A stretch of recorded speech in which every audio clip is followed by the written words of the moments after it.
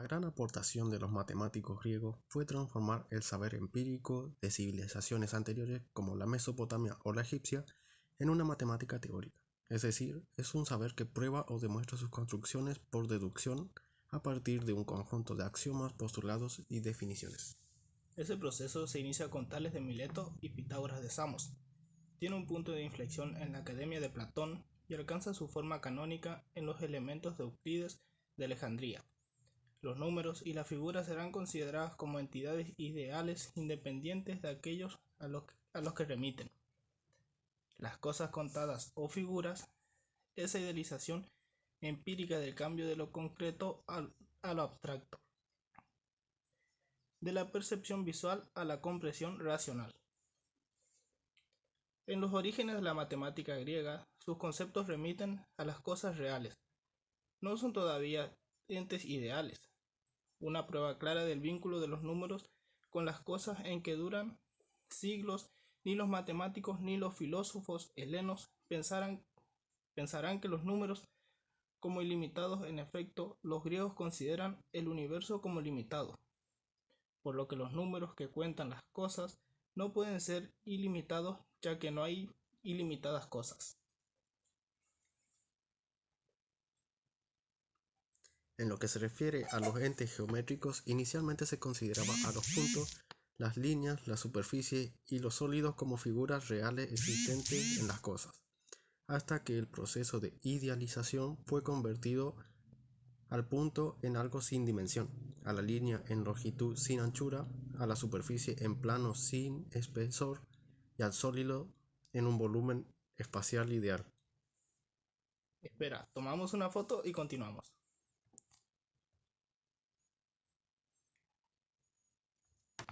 Veremos un filósofo griego nacido en el seno de una familia aristocrática.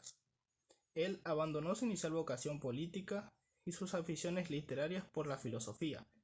Atraído por Sócrates, fue su discípulo desde los 20 años y se enfrentó abiertamente a los sofistas. Tras la condena a muerte de Sócrates, huyó de Atenas y se apartó completamente de la vida pública. No obstante, los temas políticos ocuparon siempre un lugar central en su pensamiento y llegó a concebir un modelo ideal de Estado. Poseía un conjunto de obras que abarcaron más de 50 años. Eso ha permitido formular un juicio bastante seguro sobre la evolución de su pensamiento, de las obras de juventud consagradas a las investigaciones morales siguiendo el método socrático. Pasó a desarrollar sus ideas filosóficas y políticas en los diálogos constructivos y sistemáticos y luego revisar y completar sus propias teorías en las difíciles obras de su etapa final. El contenido de estos escritos es una especulación metafísica, pero con evidente orientación práctica. Dos son los temas permanentes que prevalecen sobre los demás. Por un lado, el conocimiento, esto es, el estudio de la naturaleza del conocimiento y de las condiciones que lo posibilitan. Y por otro, la moral, un fundamental importancia de la vida práctica y de la realización de la aspiración humana a la felicidad. En una doble vertiente, individual y colectiva, ética y política, todo ello se resuelve en un verdadero sistema filosófico, de gran alcance ético, basado en la teoría de las ideas. Teoría de las ideas. La doctrina de las ideas se fundamenta en la asunción de que más allá del mundo de los objetos físicos existe lo que llamaba el mundo inteligible. Tal mundo es un reino espiritual constituido por una pluralidad de ideas, como la idea de belleza o la de justicia. Las ideas son perfectas, eternas e inmutables. Son también inmateriales, simples e invisibles. El mundo de las ideas posee un orden jerárquico. La idea que se encuentra en el nivel más alto es la del bien, que ilumina a todas las demás, comunicándoles su perfección y realidad. Le siguen en esa jerarquía las ideas de justicia, de belleza, de ser y de uno. A continuación, las que expresan elementos polares como idéntico, diverso o movimiento, reposo. Luego las ideas de los números o matemáticas. Y finalmente las de los seres que integran el mundo material. El mundo de las ideas, aprehesible solo por la mente, es eterno e inmutable. Cada idea del mundo inteligible es el modelo de una categoría particular de cosas del mundo sensible, es decir, del universo o mundo material en que vivimos, constituido por una pluralidad de seres cuyas propiedades son opuestas a las de las ideas. Son cambiantes, imperfectas, perecederas. En el mundo inteligible residen las ideas de piedra, árbol, color, belleza o justicia, y las cosas del mundo sensible son sólo imitación o participación. Las tales ideas, es decir, copias imperfectas de estas ideas perfectas. El mito de las cavernas, en su obra La República, ilustró esta concepción con el célebre mito de las cavernas. Imaginemos, dice, una serie de hombres que desde su nacimiento se hallan encadenados en una cueva y que desde pequeño nunca han visto nada más que las sombras, proyectadas por un fuego en una pared. De las estatuas y de los distintos objetos que llevan unos porteadores que pasan a su espalda. Para estos hombres encadenados, las sombras son la única realidad, pero si lo liberásemos, se darían cuenta de lo que creían real eran meras sombras de las cosas verdaderas. Solo el mundo inteligible es el verdadero ser, la verdadera realidad. El mundo sensible es mera aparición del ser, dado que el mundo físico, que se percibe mediante los sentidos, está sometido a continuo cambio y degeneración. El conocimiento derivado de él es restringido e inconstante. Es un mundo de apariencias que solamente puede engendrar opinión, mejor o peor fundamentada, pero siempre carece de valor. El verdadero conocimiento es el conocimiento de las ideas.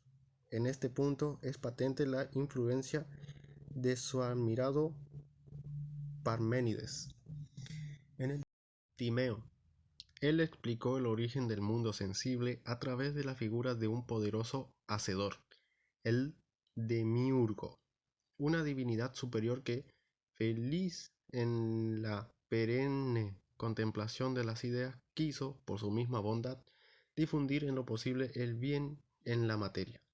El demiurgo, disponiendo del espacio vacío y partiendo de la materia caótica y eterna, modeló poliedros regulares en los cuatro elementos: tierra, fuego, aire y el agua, y combinándolos formó los distintos seres del mundo sensible, tomando la idea como modelos. Tales seres, obviamente, no podían ser perfectos por las mismas limitaciones de la naturaleza de la materia. Hay que subrayar que el demiurgo, partiendo de la materia, formó cosas materiales. El alma humana, que es inmaterial, no es obra suya. El alma existe pues un mundo inteligible, el de las ideas, que posibilita el conocimiento, y un mundo sensible, el nuestro. Esa misma dualidad se da en el ser humano. El hombre es un compuesto de dos realidades, distintas unidades accidentalmente, el cuerpo mortal y el alma inmortal. El cuerpo, formado con materia, es imperfecto y mutable, es, en definitiva, igual de despreciable que todo lo material. De hecho, la abismal diferencia entre el nulo valor del cuerpo y el altísimo del alma lo lleva a afirmar que el hombre es su alma. Frente a la tosca materialidad del cuerpo, el alma es espiritual, simple e invisible. Por ello mismo, es eterna e inmortal, ya que la destrucción o la muerte de algo consiste en la separación de sus componentes. Las diversas funciones del alma confluyen en sus tres aspectos. El alma racional se sitúa en el cerebro y dota al hombre de sus facultades intelectuales. El alma pasional e irascible, ubicado en el pecho, depende de las pasiones y sentimientos, y de la combustible en el vientre proceden los bajos instintos y los deseos puramente animales. Él explicó el origen del alma mediante el mito del carro alado, que se encuentra en el Fedro. Las almas residen desde la eternidad en el lugar celeste, donde son felices contemplando las ideas. Marchan en procesión, cada una de ellas sobre un carro conducido por un auriga y tirado por dos caballos alados, uno blanco y otro negro. En un momento dado el caballo negro se desboca, el carro se sale del camino y el alma cae al mundo sensible. Es decir, las almas se encarnaron en cuerpos del mundo sensible por una falta de su aspecto concupiscible, de que la razón no pudo evitar. El alma, pues, se halla encadenada en el cuerpo por una falta cometida. De ahí que el cuerpo sea como la cárcel del alma. La unión del alma y el cuerpo es accidental e incómoda. El alma se ve obligada a regir el cuerpo como el jinete al caballo y como el piloto a la nave. Sin embargo, su aspiración es liberarse del cuerpo y para ello deberá aplicar su esfuerzo y purificarse. Las almas que logren tal purificación regresarán al mundo de las ideas tras la muerte del cuerpo. Las que no irán a la región infernal de Hades, donde tras un periodo de tormentos se les permitirá elegir un nuevo cuerpo en el que reencarnarse. Aunque él no fuera un matemático de relieve, en su obra toma una posición clara respecto a la cuestión ontológica. Los números y las figuras son entidades ideales, inteligibles, eternas, inmutables, independientes y separadas de los seres naturales. En sus obras, las matemáticas se reafirman en la dimensión cosmológica y sagrada adquirida con los pitagóricos, yendo incluso hiperouranos, más allá de los cielos. Los números y figuras son los principios eternos que gobiernan la naturaleza cambiante y mortal. Las matemáticas expresan el orden de la necesidad, la verdad sobre el mundo, comprensible sólo por el alma racional, no por el cuerpo sensible. Al final de su vida llegó a proponer como religión popular de las polis racional ideal una teología astral que se fundaba en la astronomía matemática. La matemática es para él la aristocracia intelectual del conocimiento. Por eso en la academia está prohibida la entrada a toda persona que no sepa geometría. La matemática tiene la misión pedagógica de formar el intelecto y es el fundamento de la filosofía y de todo el saber.